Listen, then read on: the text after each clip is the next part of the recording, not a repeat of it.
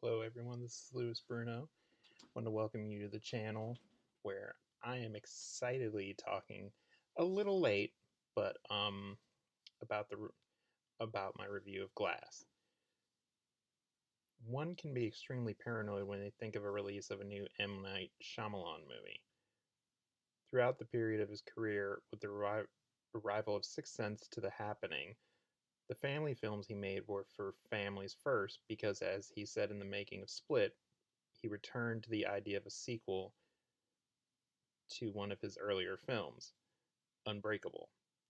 With the arrival of Glass, the finale of the EastRail 177 trilogy, it has had a long history.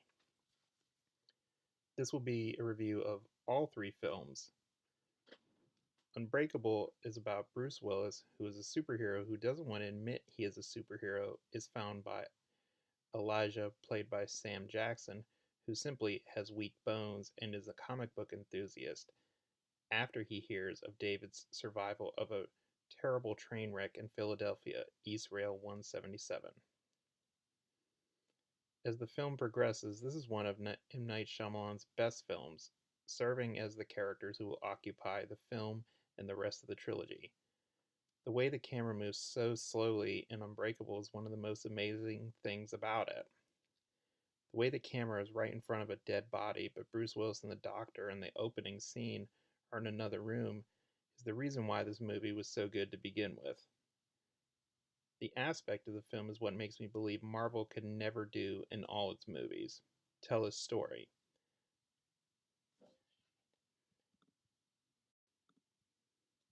There's a story to Marvel movies, but the only ones that seem to connect the arc is Infinity War. What makes Unbreakable a remarkable movie is how fragile and strong Bruce Willis's character David is. The way he's denied his own power for years shows that this character is a symbol of how talented people are promised so much in life, but they deny for the sake of love or family or just hiding his power so that others would not catch on. Elijah, the mysterious comic book enthusiast, is given such depth by Sam Jackson. If you don't believe me of how great Sam Jackson is, watch Pulp Fiction, you'll see what I'm talking about. His role is subtle, and the movie is the only reason as to why the sequel is never made due to low box office receipts. A writer can relatively write a novel by himself and self-publish a book easier than a movie or a video game is made today. In 1999, I don't believe anyone could have seen the way Unbreakable holds up, and many critics today, upon watching it again, might have to take back the review they wrote. Fast forward to 2017, where Marvel now dominates the movie culture, and movies have seemed to lost their spark. Yes, Infinity War was the best Marvel movie ever, even over Black Panther, to me, is the reason why the Golden Globes still never gave Black Panther Best Picture. The award went to Bohemian Rhapsody. I would be nervous too if I had to vote a movie in, such as Black Panther, that didn't have the substance or grit that Unbreakable or Split had. I feel like Marvel has nothing better to do than just sit around and sniff their butts of the lore they have created over the years.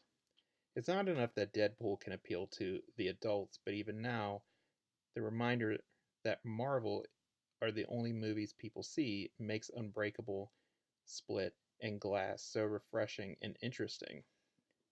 Its character and story are what makes Unbreakable, Split, and Glass so invigorating to think about when all Marvel has done is pretend to be the baddest men in the room, but they lack character and weight that the EastRail trilogy has. Even with James McAvoy as Charles Xavier, he still seems to command the character of Kevin, even if Apocalypse is not very good to begin with.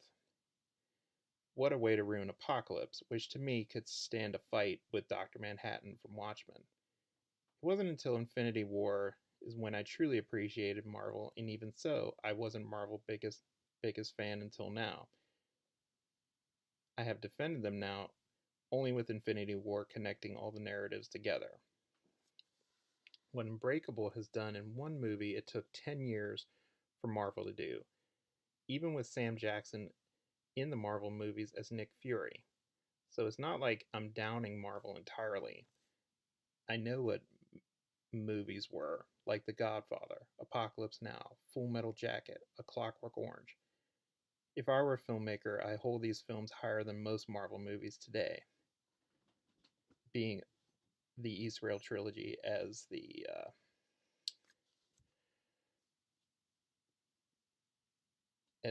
only movies I would rather hold above today.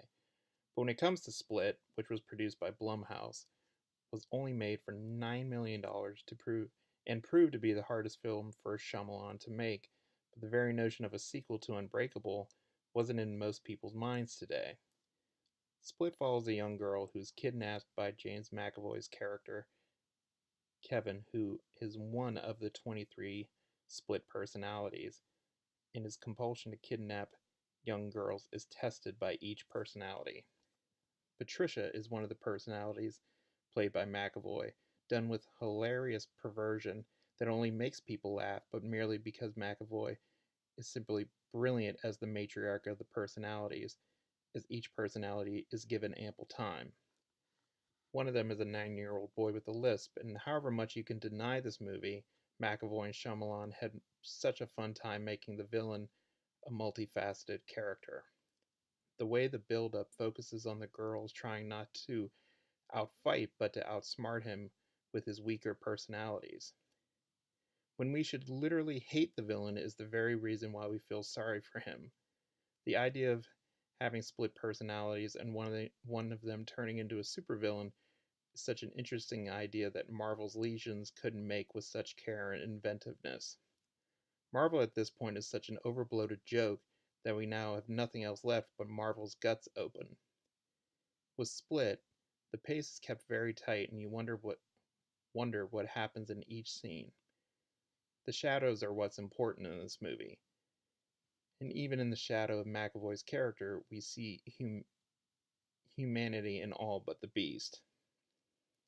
The admiration and dedication of the way the camera follows him, even when in his darkest moments, we should fear the very nature of his character. But when the camera shows us McAvoy, we are invited to his mind.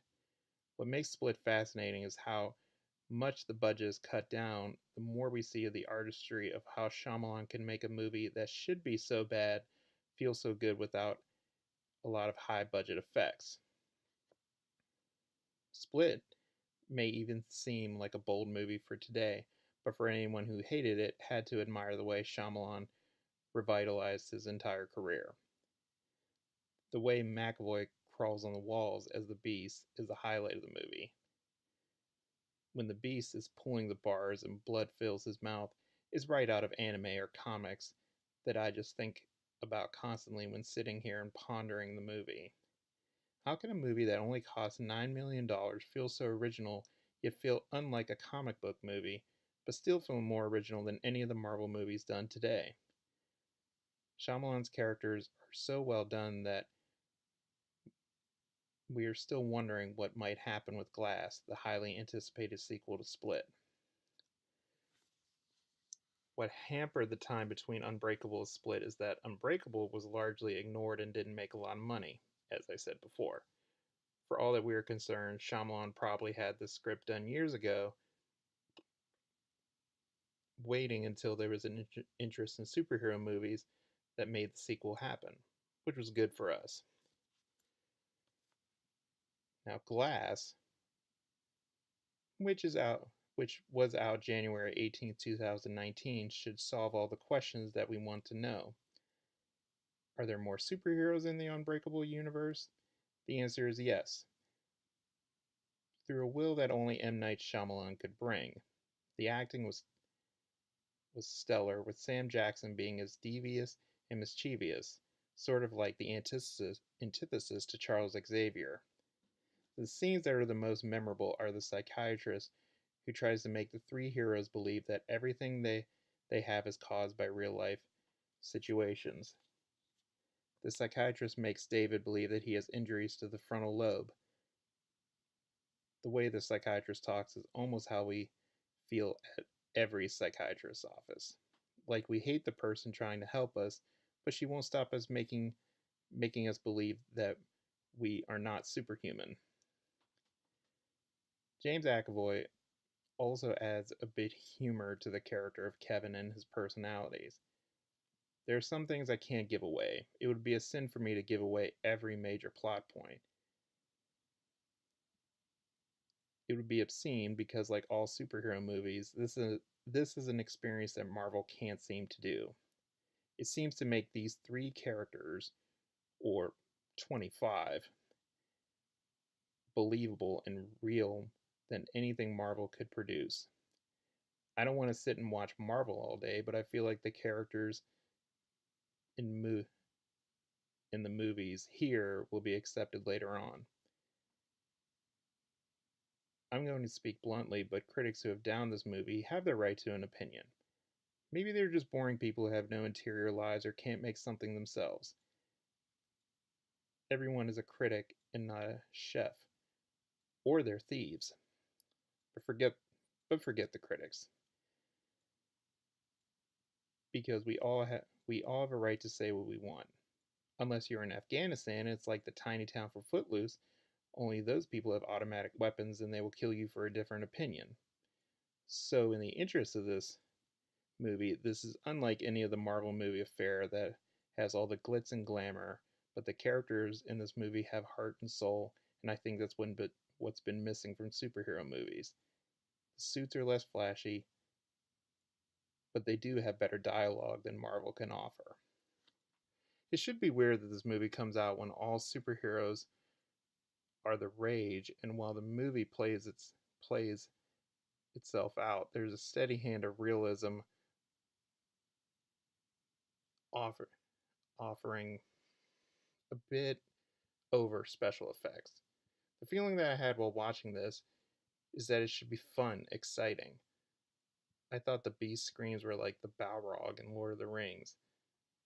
This series might just be opening more doors because, like every comic book movie, the mastermind knowingly never reveals his plan. Would I recommend this movie? Yes, wholeheartedly. If you are suffocating off Marvel movies, this movie is the oxygen that we have all been waiting to breathe. And finally, I've never seen all three male actors having as much fun as they were. So, considering this review is about 2 weeks too late, what did you think of the movie? Would you recommend it? Would you not? Let me know in the comments section. And I'm reticent to promote Patreon on this channel since it's been a since it's been a an income generator for a lot of people. I just don't know if I can really pursue it. But if anybody knows any other place other than Patreon that I can sign up for, please let me know. And hope you guys are having a wonderful day. And I'll catch you next time. Bye.